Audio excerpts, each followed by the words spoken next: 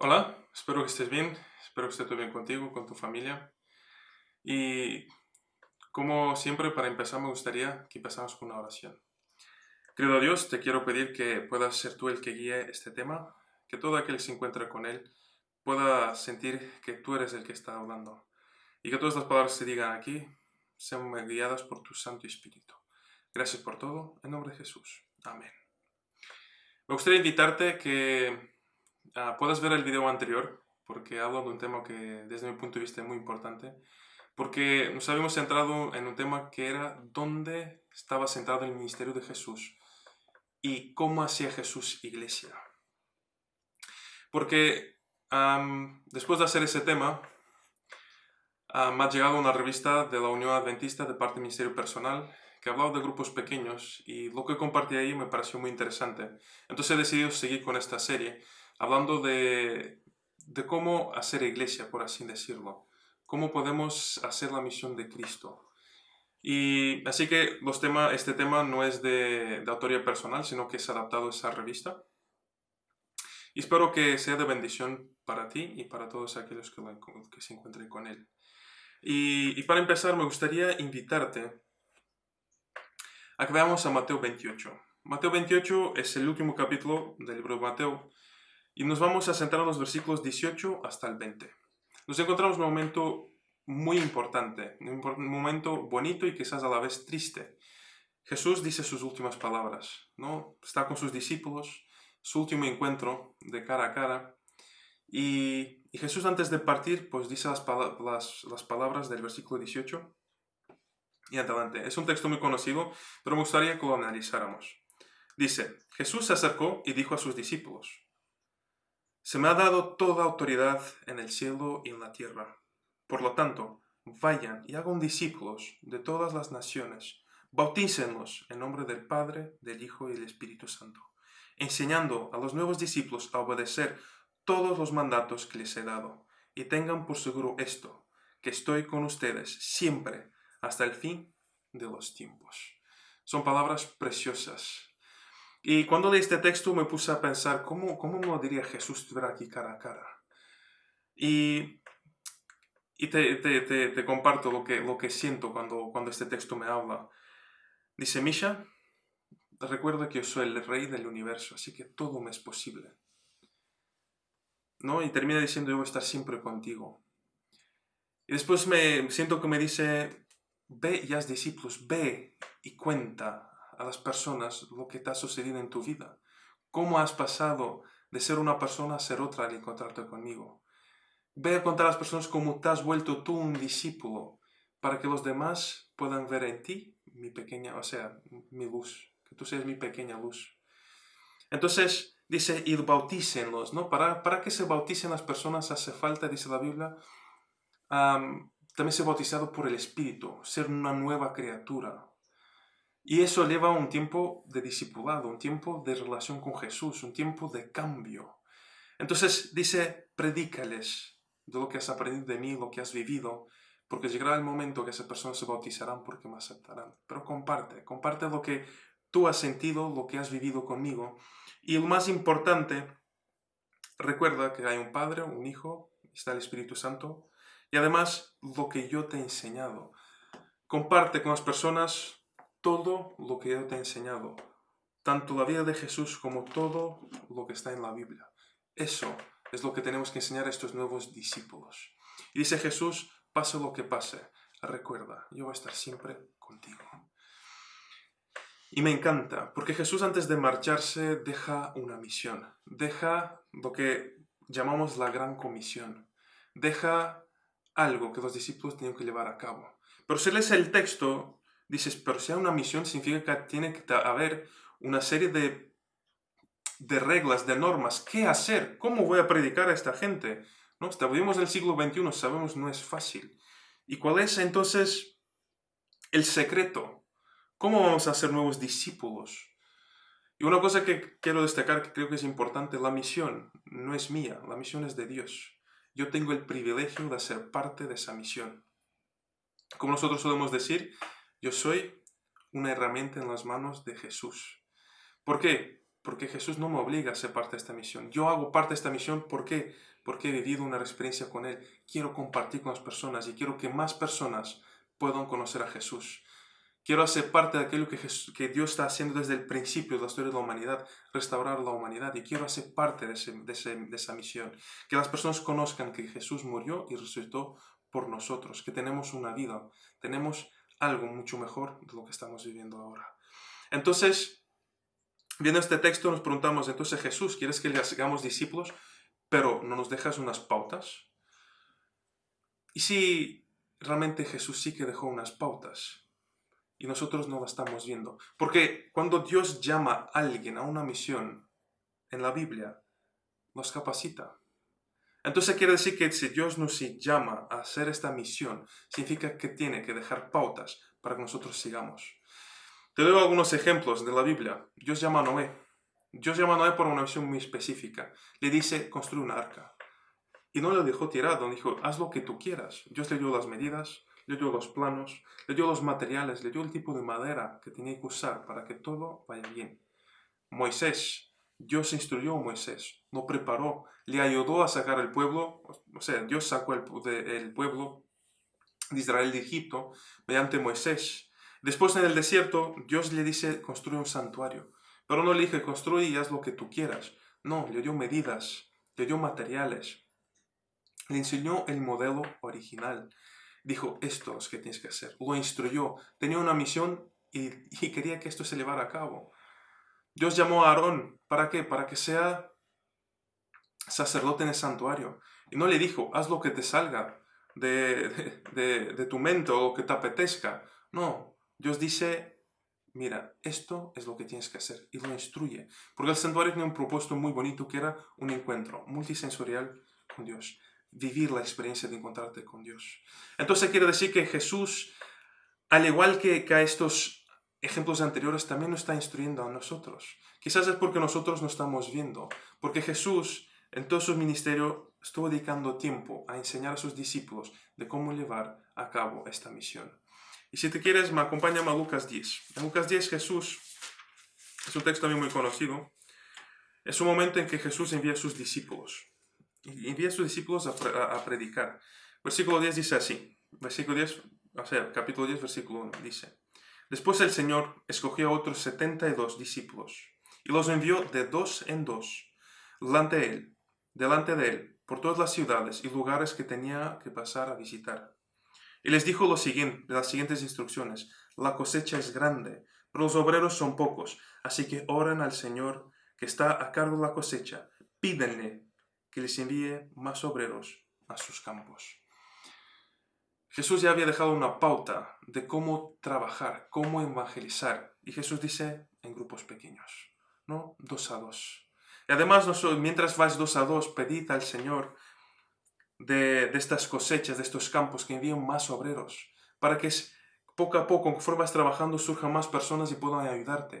Porque este texto lo que se refiere es que hay mucha gente todavía por alcanzar, muchas personas que no conocen a Dios. La cosecha es mucha, pero pocos son aquellos que están dispuestos a hacer la misión de Dios, a ayudar a Dios a hacer que esas personas se encuentren con Él. Jesús es el mayor maestro de la historia de la humanidad. Y además, si tú observas su método, es el mejor método para alcanzar las personas. Y si leemos los evangelios nos daremos cuenta que Jesús dedicó todo su tiempo a algo muy importante, a discipular un grupo pequeño. Y ese grupo pequeño fue el que llevó el mensaje a todo el mundo en su generación. Y es el llamado que tenemos nosotros, dejar que Jesús sea nuestro maestro, el que nos instruya, conociendo su método y llevarlo a cabo para así poder alcanzar a más personas y hacer lo que nos decía el versículo 19 de Mateo 28. Id y haced discípulos. Id y haced discípulos. ¿Por qué? Porque tienes el método. Tristemente, cuando llegó la pandemia nos bloqueamos. Esto lo comenté también en el video anterior.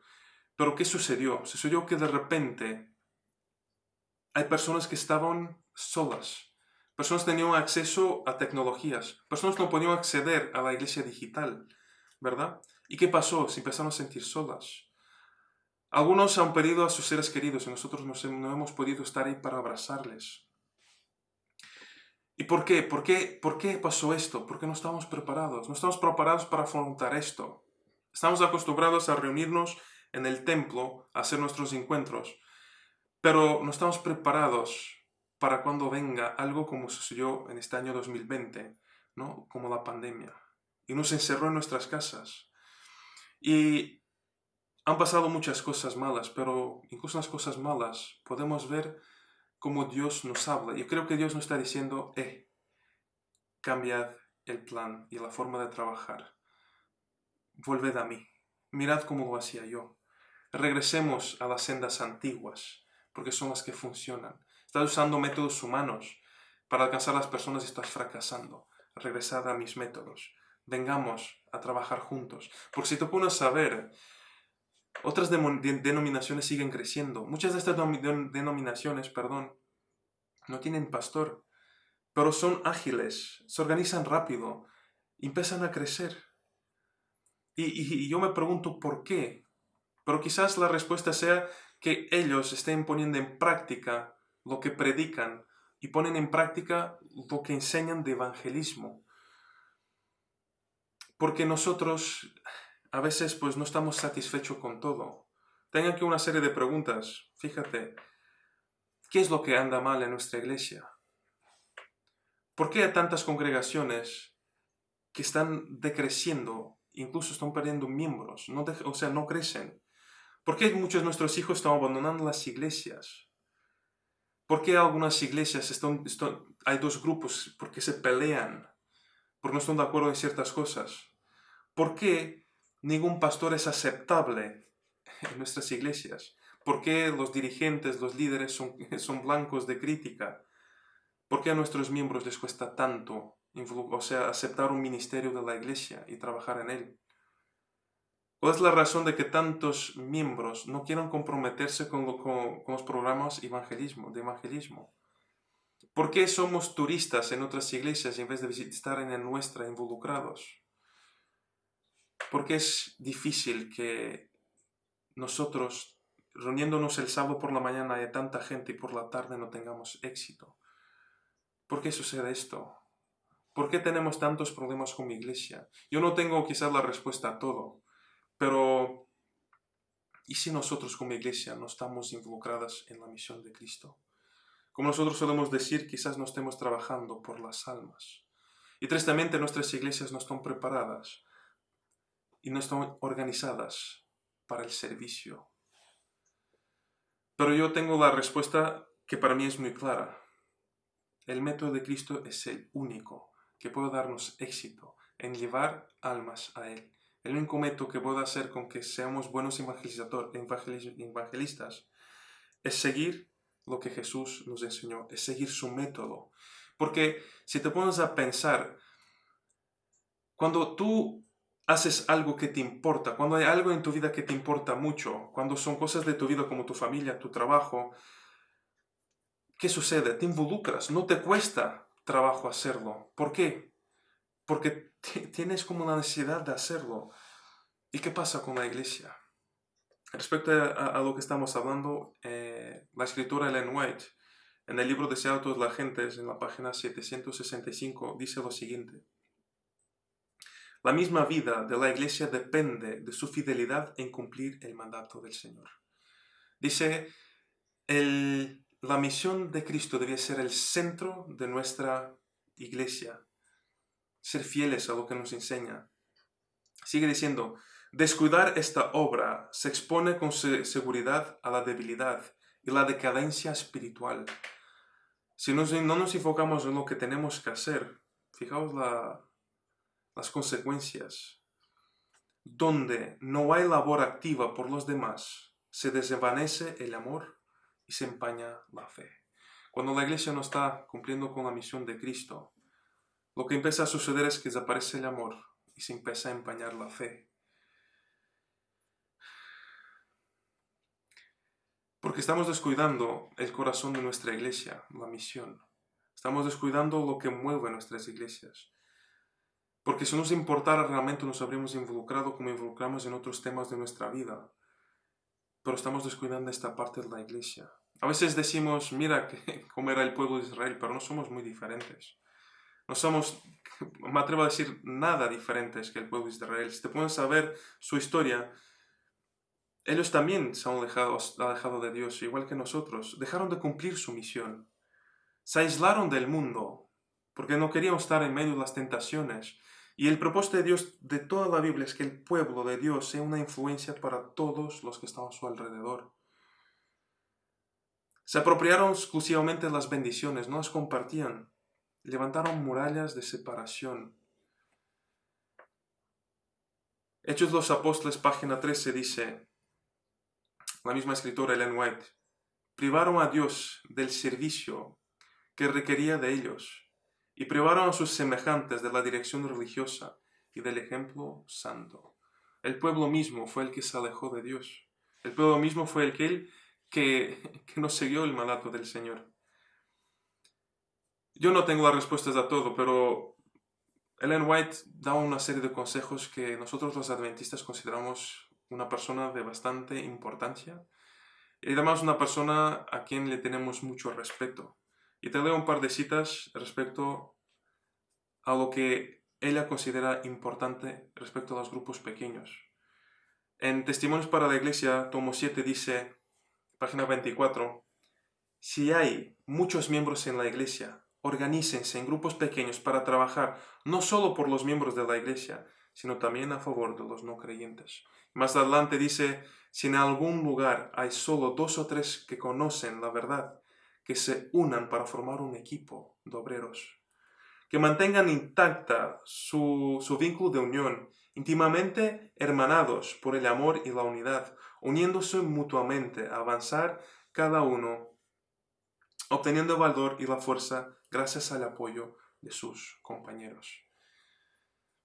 Fijaos la importancia de los grupos pequeños, la importancia de ser parte de una sociedad, un pequeño grupo donde las personas se pueden importar, donde se puede sentir el amor, la unidad, donde podemos animarnos, avanzar juntos, obteniendo fuerza, apoyo de cada persona que tiene el mismo propósito que nosotros.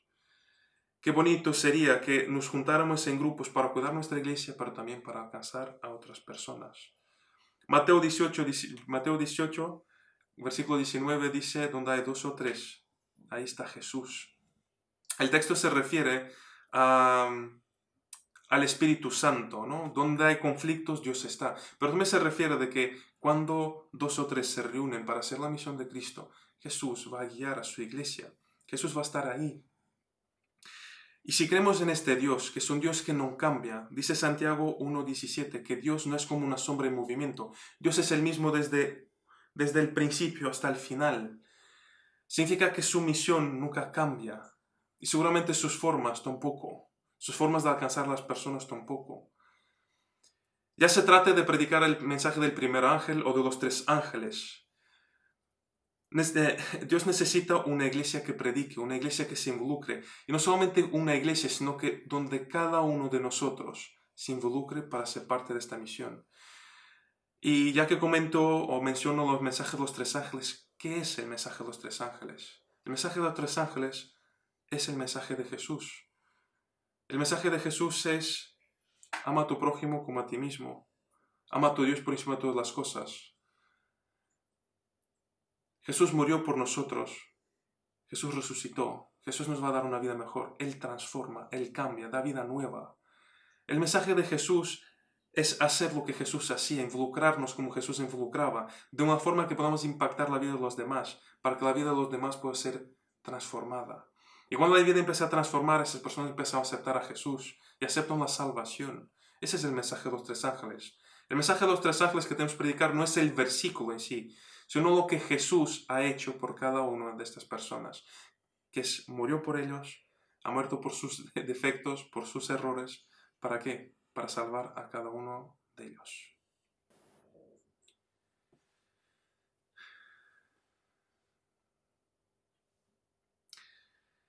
Y hablando de grupos pequeños, y como comentábamos, Dios no cambia, su método tampoco cambia. Desde el principio el grupo pequeño estaba implantado. Cuando Dios creó a Adán y Eva, dijo Dios, no es bueno que el hombre esté solo. Y ahí surgió el primer grupo pequeño.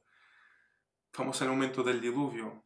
Dios usó 8 personas para llevar a cabo una misión, construir el arca y compartir el Evangelio, compartir lo que Él tenía preparado para cada uno de ellos. Tenemos también el grupo pequeño de la liberación de Egipto, Moisés, Aarón y María. También tenemos el ejemplo de cuando el pueblo está en el desierto. Jethro se acerca a Moisés y dice, Moisés, estás agobiado. Todo lo que te voy a decir aquí es guiado por Dios. Forma grupos pequeños. Porque así será más fácil llevar a cabo la misión. Y para mí uno de los ejemplos más importantes es Jesús. Jesús para mí es el ejemplo más grande. ¿Qué es lo primero que hace Jesús cuando empieza su ministerio? Lo primero que hace es formar un grupo pequeño. Un grupo de 12 discípulos a los cuales empieza a formar. Parte de su ministerio Jesús dedicó a la formación de estos 12, de la formación de este grupo pequeño. Y cuando este grupo pequeño entró en funcionamiento, gracias a él estoy yo aquí, a ese grupo pequeño. Gracias a sus testimonios, gracias a lo que han escrito, las cartas que ellos han escrito siguen cambiando vidas. Y eso para mí es el ejemplo más grande. Tenemos el ejemplo de la iglesia primitiva, cómo funcionaba. Grupos pequeños. ¿Por qué ahora tienen que ser las cosas diferentes? Y quizás te dices, Misha, pero ¿acaso esto ya no lo hemos intentado y esto no funciona aquí? ¿No hay otros métodos más actuales y mejores para España? ¿No será que esto seguramente funcione, pero aquí en Zaragoza puede que no tanto? Y si la respuesta será quizás que quizás nosotros nos hemos dejado autoconvencer de que en Europa o en España no se puede trabajar con este plan, con el plan de grupos pequeños. Porque en otros sitios sí funciona. Te doy algunos ejemplos. Nicaragua. Cuenta el testimonio cuando empezó a haber algunos problemas políticos. Confiscaron los templos adventistas. Las personas empezaron a reunir en casas. Y ya sabes de la conclusión, por eso te lo comparto. ¿Sabes lo que sucedió pasados 2 años? Cuando abrimos las iglesias había 2 veces más miembros que antes. Colombia, otro ejemplo. Una guerrilla clausuró todos los templos. Sacaron a todos los sacerdotes y los pastores. Solo eran permitidos reunir 10 personas, o sea, grupos de 10 personas. Ya creo que no necesito que te diga el resultado. El resultado fue que nunca hubo tantos bautismos en esa región como hubo en esos momentos de crisis. Y no solamente eso, hubo un reavivamiento personal y de la iglesia. Y tú me dirás, pero claro, en Sudamérica eso funciona. Aquí en Europa ese método no funcionará. Si es el método de Jesús, si es el método de la Biblia, yo te aseguro que va a funcionar. Tenemos ejemplos más cercanos, Portugal e Italia. Usaron el mismo método. 2 iglesias a punto de extinción, 2 iglesias muriendo, lo que nos está sucediendo a nuestras iglesias. ¿Qué hacen? Empiezan a formar grupos de acción. ¿Qué hacen los grupos? Orar, estudiar, confraternizar y ocuparse de la misión, integrarse en la sociedad. ¿Y qué pasó? Estas iglesias construyen testimonio de multiplicación. Una de ellas se encuentra en Lisboa, Portugal, y otra se encuentra en Bérgamo, Italia. Iglesias que empezaron a crecer por usar el método de Jesús, por usar el método de la Biblia. Permite que te lea el último texto de Ellen White. Fijaos lo que dice. Ellen White, Testimonios para la Iglesia, tomo 7, página 186. Dice que se reúnan pequeñas compañías al atardecer, al mediodía o temprano por la mañana. Ellen White dice, reunaos cuando os apetezca, buscad un momento. ¿Para qué? Para estudiar la Biblia. Después, ¿qué podamos hacer? Pues dediquemos momentos a la oración. Y entonces aquí explica ahora los beneficios, para que puedan ser fortalecidos, iluminados, santificados por el Espíritu Santo. Cristo desea que esa obra se lleve a cabo en corazón de todo obrero. Si vosotros mismos abrís la puerta para admitirlo, recibiréis una gran bendición. Los ángeles de Dios estarán en vuestras asambleas. Os alimentaréis con las hojas del árbol de la vida. ¿Qué testimonio podréis dar acerca de las relaciones llenas de afecto que podrás establecer con vuestros compañeros de la labor en las ocasiones preciosas en que buscáis la bendición del Señor? Que cada uno cuente su experiencia con sencillas palabras. Esto le dará más aliento y gozo al alma que todos los placenteros instrumentos musicales que se pueden ser usados en la iglesia. Cristo entrará a vuestros corazones. Este es el único medio por el cual podréis mantener vuestra integridad. Modo resumen de este texto. Reuníos cuando os apetezca. ¿Para qué? Para estudiar la Biblia, orar, crear relaciones de afecto, compartir experiencias. Y termina diciendo este texto, este es el único medio por el cual podéis mantener vuestra integridad. El único método que pueda hacer que nuestra iglesia crezca es el método de Jesús. El único. El propósito de la misión de Dios es seguir restaurando la humanidad. Compartir con ellos la salvación, que Él es la gracia, que Él es el único camino, Él es la verdad y la vida. Y muchas veces preguntamos por qué nuestra iglesia no crece, porque nos dedicamos a aferrarnos a métodos humanos y por eso fracasamos. Como dice Salmo 127:1, si Jehová no edifica la casa, en vano trabajan los edificadores. El libro de Oseas, el capítulo 11, versículo 18, nos hace recordar cómo el pueblo se había alejado de los caminos de Dios. Y Dios dice, ¿cómo podré abandonarte yo, oh Zaragoza, oh iglesia de Zaragoza? El pueblo de Israel, si leemos la historia una y otra vez, se alejaba de Dios. Ya te comenté, no somos muy diferentes. Una y otra vez nos alejamos de Dios. Desde el principio vemos que hay un alejamiento debido al pecado. Y lo curioso es que Dios tenía un propósito muy específico para el pueblo cuando salió de Egipto. Quería que llegaran a Canaán. Pero ¿qué pasó? Lo que pasó es que no siguieron sus instrucciones, no siguieron su voluntad. Y en vez de durar 40 días a llegar a la tierra prometida, tardaron 40 años. ¿Por qué? Porque no se involucraron con la voluntad del Señor y el plan de Dios. Y termino con esta pregunta. ¿No nos está pasando lo mismo a nosotros? Creo que debemos reflexionar como iglesia. Mi deseo, mi oración, es que regresemos a las sendas antiguas. Hay muchos métodos de evangelismo y creo que son estupendos, pero necesitamos una base donde todos estemos involucrados, donde como Jesús podamos empezar con un pequeño grupo. Y de esa forma ir transmitiendo el mensaje de uno a uno. Porque es el único método que va a funcionar, porque Él es el que tiene toda autoridad, como nos dice el versículo 18 de Mateo 28, se me ha dado toda la autoridad en el cielo y en la tierra. Y si Él nos recomienda algo es porque es bueno para nosotros. Y no hay mejor método que seguir que el método de Cristo. Ojalá que esto nos mueva a trabajar más y más para Él. Y mi deseo, mi oración para ti es que te puedas involucrar en un grupo pequeño. Que el Señor te bendiga.